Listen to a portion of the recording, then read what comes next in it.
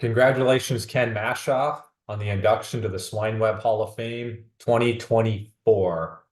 Welcome to the program, Ken. Thank you, Jim. Glad to be here with you. So reflecting on your humble beginnings, can you take us back and share how your journey in pig farming started? Yeah, as a kid, growing up in the farm business, we probably had an average-sized farm at the time. Certainly, by today's standard, it'd be really small. My grandparents, my grandmother and grandfather, literally cleared the 280-acre farm that we lived on, and then my dad came back from the service, having served in the Air Force for 4 years during the Korean conflict, and he was really progressive farmer for the time.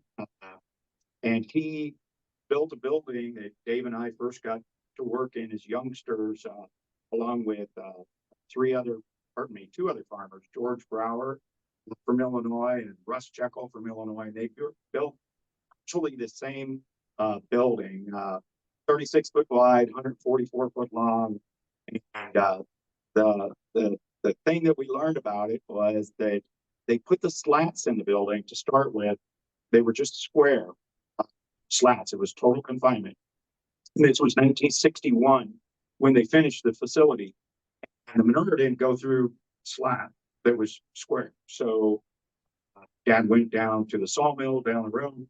They cut oak slats that were tapered, much like a concrete slat we know today would work. And but what they didn't think about is that the pigs kind of like to chew up oak and eat oak. So I remember as a 3-year-old, probably 4 or 5-year-old, the little red radio flyer wagons that some of you might remember. Dave and I got stuck going down in those 30-inch deep pits. My dad was 6'3", 6'4", so he wasn't going down there. But Dave and I got stuck going into the pits and removing the forms because Dad built some forms and poured concrete slats in that building. And building, it's been used for 62, 63 years, so they were pretty good slats. But I think a really big thing that happened for Dave and I think I've talked about to other people, is when I was 15 years old, 1975, we each borrowed $3,500 from my grandparents. Parents didn't have money to loan us at the time, and we bought 40 acres down the road and used it as a down payment. And inflation was extremely high in the Carter years in 1975 through 79 era, and we used that lever and bought 80 acres more ground.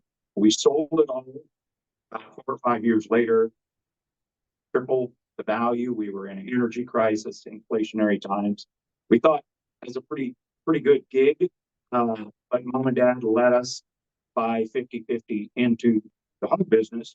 Dave and I decided to focus on that, and he kind of focused on the pig side of it, biology, and studied up on that, and we wanted to do the construction. And so I didn't even have my driver's license yet, but Wayne Hubbard, my dad's good friends, producers, took me up to the U of I, and I got with Art Mueling there and designed and drew out, with the great assistance from the engineers there, 700 sow total confinement in one building.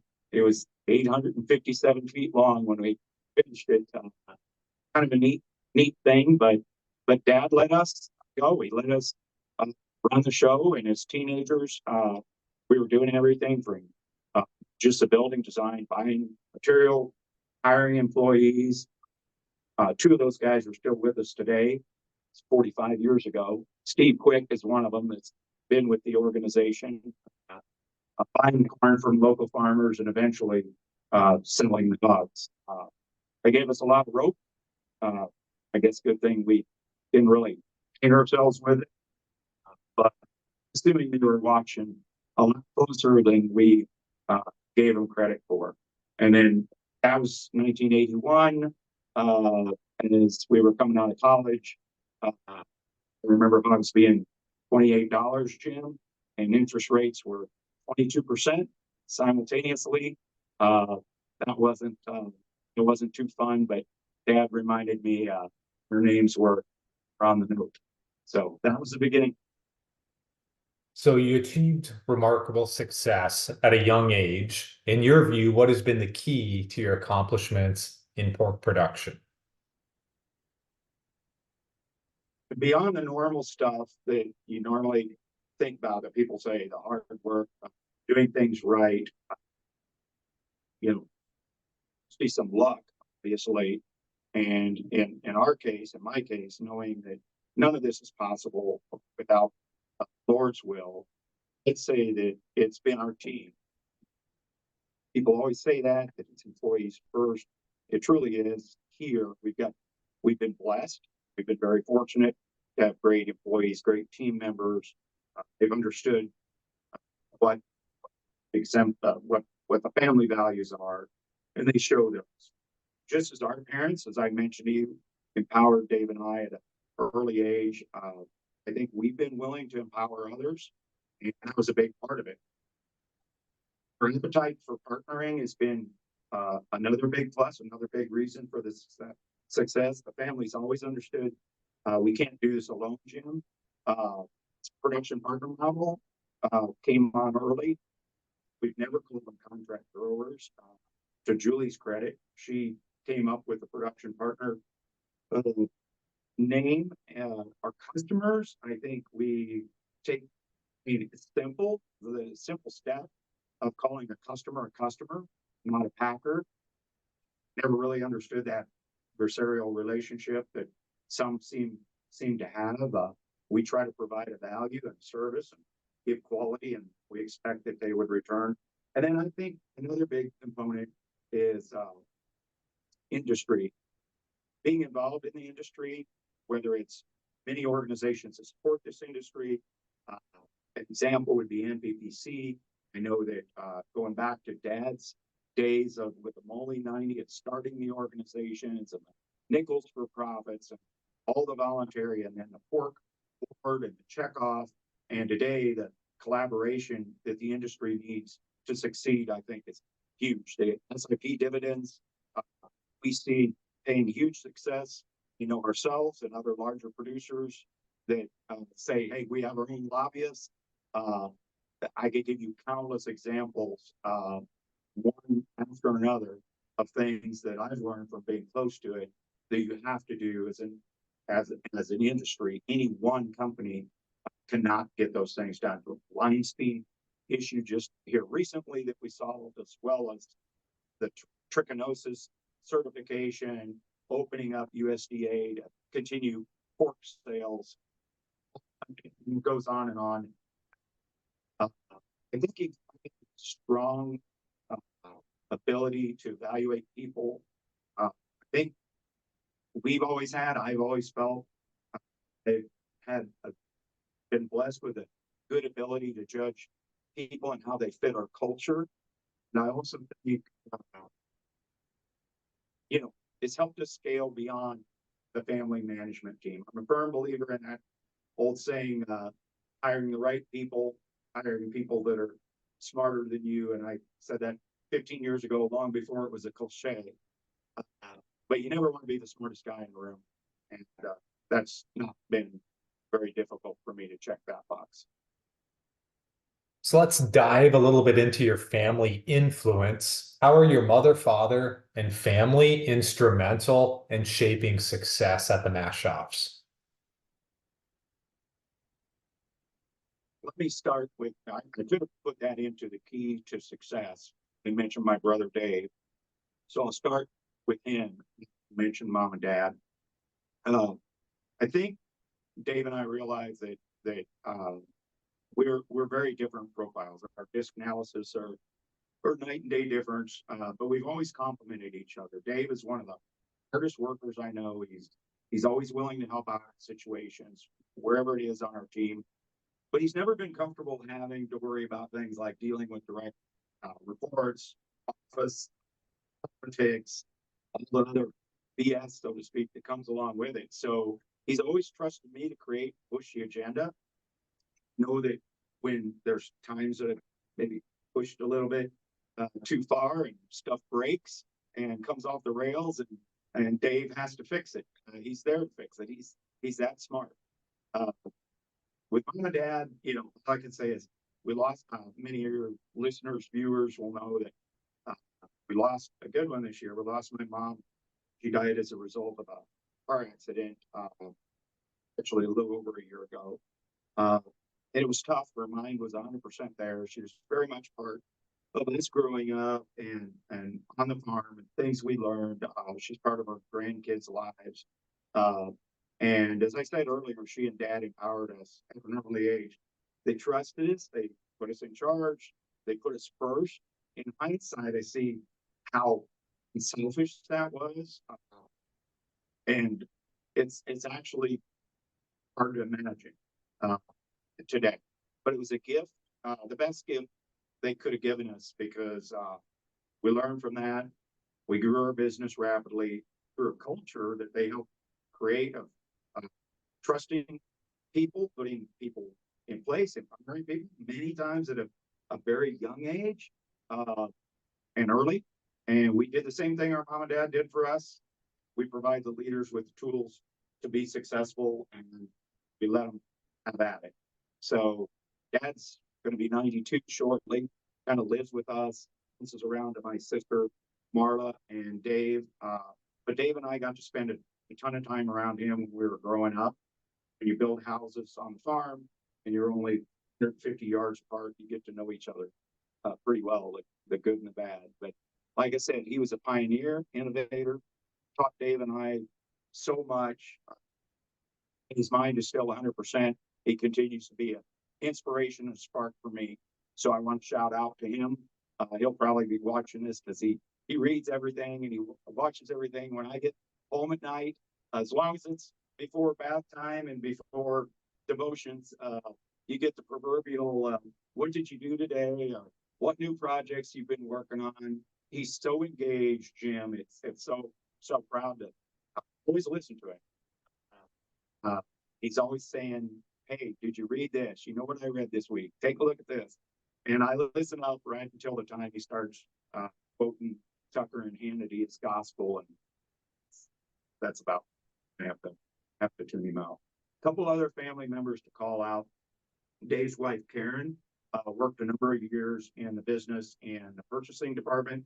Nephew Josh and Ryan are involved in operations and environmental, and niece Amy is a director of health. But from day one, Julie has been an inspiration and a driver from early on. We stayed up till 2 a.m. on her second or third date. Surprised her dad didn't kill me, but we talked about and dreamt about and envisioned agriculture and what it could be in the future and what part of our lives it could be. Our values, politics, goals, our ambitions, essentially everything was identical. And she's gotten the business, she's gotten me through a lot of tough times. I always felt like as long as she was there, everything was going to be just fine. She successfully passed the torch for years now in the business, having been at some point the only person in accounting, then the only person in HR, and as the business grew, PR, communications, philanthropy, the governmental relations, governmental affairs. She's managed to raise 4 kids through the process. So she's been my rock. So you guys had a dream and you made it happen. There's been a little bit of a downsizing in the pork business. Ken, can you shed some light on the reasons behind this decision? Yeah, it's a very conscious decision. One that I get asked about, but probably 20 years ago, we kind of thought that, hey, if you're in the top 20% of the industry, and if you can earn, a rate significantly superior to the stock market or other places you could put your money, you'd be just fine. And you know, lately, I feel like producers operating in the top 20%, they've kind of been fortunate just to earn a stock market return. could change, but it was our assessment 7, 8 years ago already, and it proved to be correct. And I would still say it's my assessment today for a non-integrated producer. Reasons for that: commoditization of the industry. We all know that, well, not everybody knows. We know firsthand, economics of scale are kind of backwards. It's hard to be efficient with a very large system, with a large geography and in our case, buildings, facilities were not standard. So export growth, was up in 23. It's going to be up a little bit in 24, but for other reasons. I mean, generally it's slow. It was huge headwinds for this industry for a long time. I mean, and now it's become really a significant risk. So domestic demand is not growing. We've not necessarily failed as an industry, but chickens kind of won that battle, and asset value and costs have gone up substantially relative to cash flow. So I think, to be fair, I'd say that there's value in the chain if you look at it all the way through the retail, and there's certainly value there. But I do feel production partners have done very well. They get a guaranteed payment, and we've never missed. I know we're down some now. I think closer to 400, but at one point we had 550 production partners. We had another 450 on the poultry side when we owned Golden Plum, and we never missed a payment. And so I think that's generally true. So production partners have done well. Hunter has done relatively well up until recently. But the integrator's kind of been stuck in the middle with a lot of volatility and some shrinking margins. So that led us to downsizing least efficient assets under the regional focus that I think captures better efficiencies. That most people in the industry are aware of what our focus is there. Getting back to what we do really, really good, producing high quality, low cost pork, to the basics. And we did sell home assets for genetic business acuity. Kind of excited about the new approach and focusing going forward, being excellent, not big, and growth at a pace that allows us to do that without losing that excellence. So, and I think the team is really kind of pumped about it, the laser focus. So with success, you have to overcome challenges. So on your path to success, was there a moment of fear or uncertainty that you had to overcome? And additionally, you diversified a little bit outside of pork. What prompted that decision, and are you still pursuing it? Yeah, okay. On fears, I think that, I don't, unless they're totally out of your control, yes, I don't really have those, but there's bad things that can happen, obviously, markets, disease, things that you might say, well, they're out of your control. But to a large degree, some of those things we can't anticipate, we can't protect, we can't deal with. And I remember the agony that we probably all went through. Most of your listeners back 95 to 2005 seemed to be about the worst 10 years, navigating neighbors and lawyers, and it was pretty rough, emotional times trying to site new facility, build new farms. There was a lot of sleepless nights for many of us, I'm sure. It's a tough time, and we had to have thick skin. But I think more recently, something that I felt like no control over, it still bothers me today. That gut-wrenching feeling back in 2016. You remember when political candidates running for president were bashing, they were bashing trade, promoting nationalism, and for 8 or 9 years of hard work by the industry, NPPC, NAMI, other organizations, at building the TPP, the Trans-Pacific Partnership. We saw it all go out the window on January 21st, 2017, when we pulled out of that agreement. That's my birthday, and I know the day after inauguration day, and it wasn't a fun present, but that's a tough one, Jim, that I think we're still paying the consequences on. The other part was diversification. I think that largely relates to that earlier question in some ways, uh, but we didn't want to have all our eggs in one basket, and so we thought diversifying our asset base was critical. If you go back to 2007, we probably had 95% of our assets in production. Today, it's actually less than 50% are in hog production.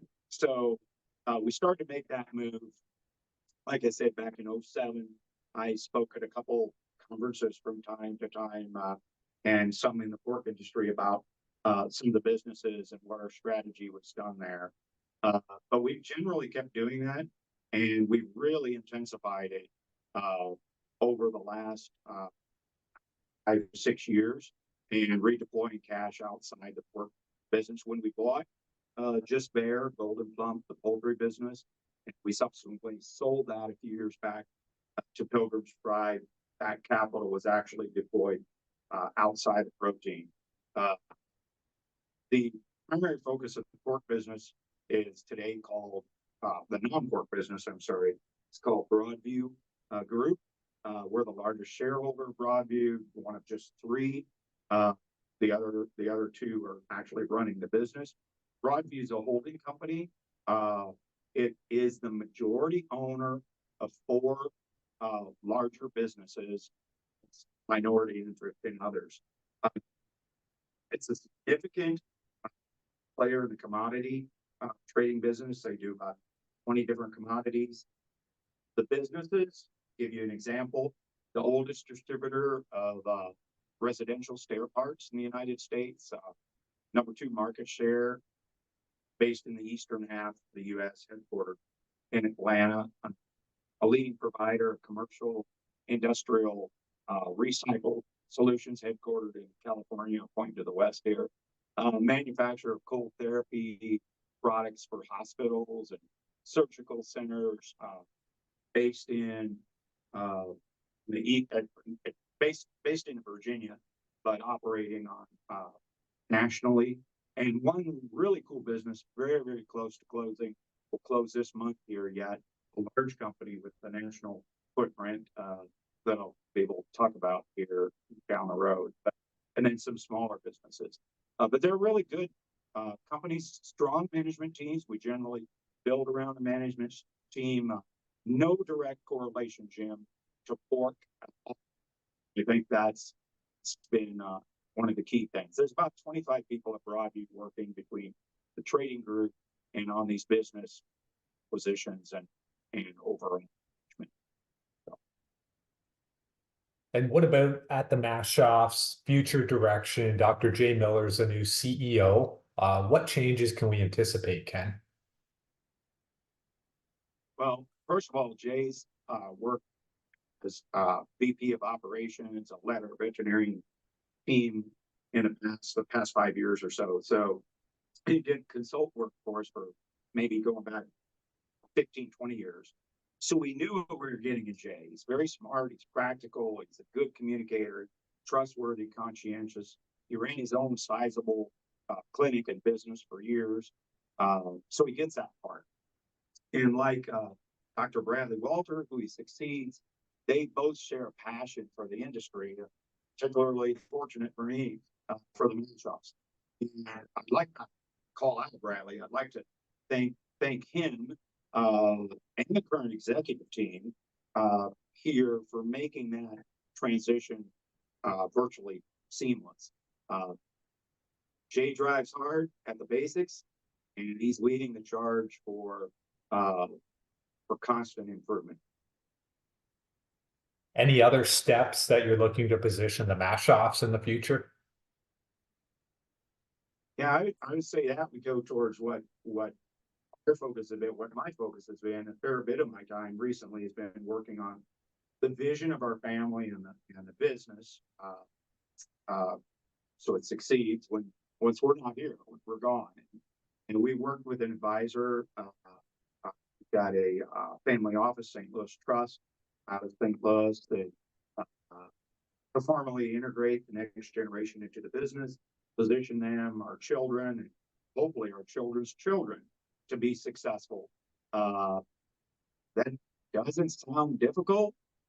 Those of you that have tried it or are trying it, you know it takes a lot of planning and a lot of hard work.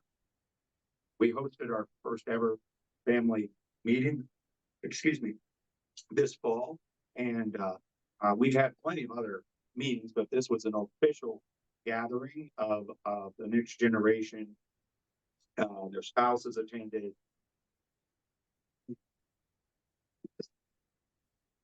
setting the foundation for the governance on down the road. To do it successfully, we need the next generation to be involved and understand. Long ago, we took the approach that the business will be professionally managed. And management teams would be professional.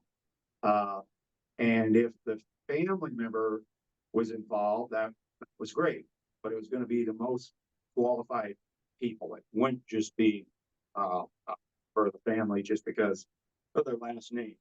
And going forward, that pertains to the board, next generation family members, and their duty will be to elect board members and carry out the family values and help that management team be successful. I would say keep in mind that this will be even more complicated because we're not just talking about the pork business, we're talking about Broadview and other financial investments as well. So I think it's important to our family legacy beyond us that it looks like the future generations of what we're putting down, the foundation in place for success now. So our employees and partners, they really want them to know and rest assured that putting a lot of time into doing something that's so that things aren't reliant on just myself or Dave if something were to happen. Well, let's have some fun, Ken. You're a big baseball fan and St. Louis Cardinals. Let's talk about the World Series. Is there a significant victory that holds near and dear to your heart? What year is number one for you, Ken, in the decades of success the Cardinals have had? Oh, you're a baseball fan too, so I would say that the success in the '60s, I vaguely remember as a little kid. I kind of fired up about that a little bit, but he's not a huge sports fan. The '80s were awesome because it was just I was the right age, and those were great teams. But from picking one World Series or two, I'd say 2011 had to be like tops. I mean, I was fortunate enough to be to all four games at home, Jim, and you know, that game 6 against the Rangers, when we were down to our last strike, just once, but twice in the bottom of the 8th and bottom of the 9th, and managed to pull that out, was sweet. And what even made it sweeter was because my friend and former CFO, Jason Logston, is irritating, annoying, infected Cubs fan, was at the game next to me, and he only hung around because he smelled the loss for the Cardinals. So his pain made it extra special for me. And I think also 2006, we weren't expected to win that year. We had 100 games in '04 and '05, and didn't close those years out with a World Series championship. But in '06, you know, we were 83 and 78. I think there was one rainout that they had played that year. It's still the worst team regular season record wise to win a World Series, and I got to go to those 3 games as well. So we've had a nice, since 2000, we've had a nice 22-year run up until last year. Last year, oh my God, I got a good taste of what it must be like to be a Cubs fan. So 2011 and then 2006, were you in a like a skybox or and you almost No, left that we moved game? around actually different places. Once it was behind home plate, and then one game was up in nosebleed, and yeah, in 2011, we ended up game 6 and 7 in a box. That's a whole nother story of what happened that year. And there was a rain out, game 6 and 7 got switched, and we had 40 some tickets for our lender group. They were out, and as a joke that year, we were 10.5 games to the 500, Jim. I think August 26th, and our lender group had was coming out like the day, and I looked, it was going to be when the World Series Game 7 would be. So I sent out a joke and said, "Hey, let's all go to Game 7 of the World Series," and joking because the Cardinals were 10.5 games, and they ended up being the wild card team and making it. So we had to buy a bunch of tickets. I would have had to eat crow. When people think of the Maschhoffs, Ken, what impression or thoughts do you hope come to people's minds? I think that's pretty easy to sum up. I know our people, and I know they know our core values, and they live by them. They're not just piece of paper laying on a desk or something plaque or something even on a wall. Uh, their everyday life for us, and for the people around here, our employees follow and practice them, and that's exactly what people will see and think of our company uh, when they hear the name. So, uh, and from the vast feedback I get, I think our employees are out there living that and doing just that. We've touched on your family and your other businesses, but when you look ahead, specifically with the pig business, are you optimistic about the future for your kids and grandkids as pig farmers?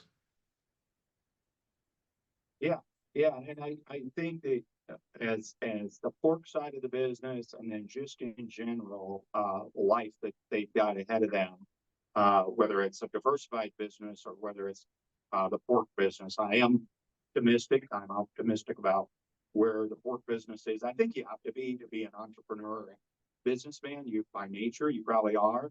I'm excited for them, but I'm not blind by any means to the challenges they're going to have. This whole deglobalization and populism and just the things that put a target on the backs of industries like pork, I are concerned about. Pork is low cost, high quality, global leader in exports.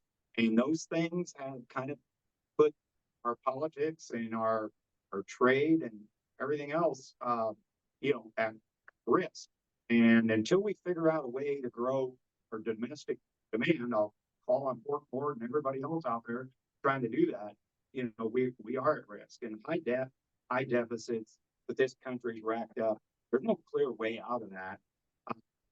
Going to change that trend other than significantly increasing taxes, and that would certainly hurt hurt the economy.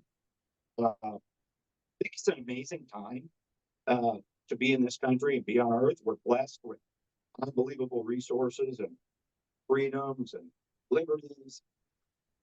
The recent history were unimaginable. So yeah, I think it's natural to worry about the future, but I'm confident we'll find a way through. I think the future's bright for our kids, and hopefully for their kids after me, long after we're all gone. Uh, and while they have challenges, they'll have tremendous resources to help them succeed. And I do think that building a legacy business, not just pork, but building something truly enduring, whether it's pork protein, uh, something totally different, or in our case, a blend. I think the Lord would not have blessed this family and this business in the ways that He had if this is all it is. mean, what's the real purpose of building something? What's the purpose of building wealth? Uh, and I think that's what we, this generation, along with our extended family, a key employees, our partners, Broadview and the Maschhoffs, trying to sort out using what's been given to us, and bettering those around us, and those during your communities, society as a whole. Well, Ken, congratulations on being inducted into the SwineWeb Hall of Fame. How does it feel to receive a recognition for your contributions to our industry? Well, it is humbling, and reading what your stated goal is, and shedding light on, I think you say shedding light on and honoring pioneers who have helped shape and guide the industry. And you've got a tall order in front of you, Jim, because there's so many good people in this industry that are certainly deserving of recognition. And I say humbling because I know those people are out there, and they're genuine, they're unselfish, they're giving, they're passionate, and I guess I would like to say that it's an honor to be included because of the likes of those you've already heard. Dr. Joe Connor, know Joe well, Bill Prestige, I know that family well, the Holdens, know them well, and I have a great deal of respect for each of them. So thank you. And if I can say, I mentioned a few people: George Brower, Wayne Heber, Kurt Bueling, Steve Quick. Mentioned some of the guys. Steve's still with us, but those other guys aren't with us anymore. But they helped me along the way. But others that had a profound influence and really helped guide and shape me early on were, I mentioned Joe, Dr. Ralph Vinson, veterinarian, Dr. Bob Arthur at SIU Carbondale, Dr. Gilbert Hollis at University of Illinois, and Mr. Ted Fritz, Mr. Meyer, himself. Those are people that when I was young and starting out were just tremendous influence on me, and kind of wanted to call them out at opportunity. Ken, thanks for joining us, and thanks for everything you've done to pave the way. Thank you. Appreciate it, Jim.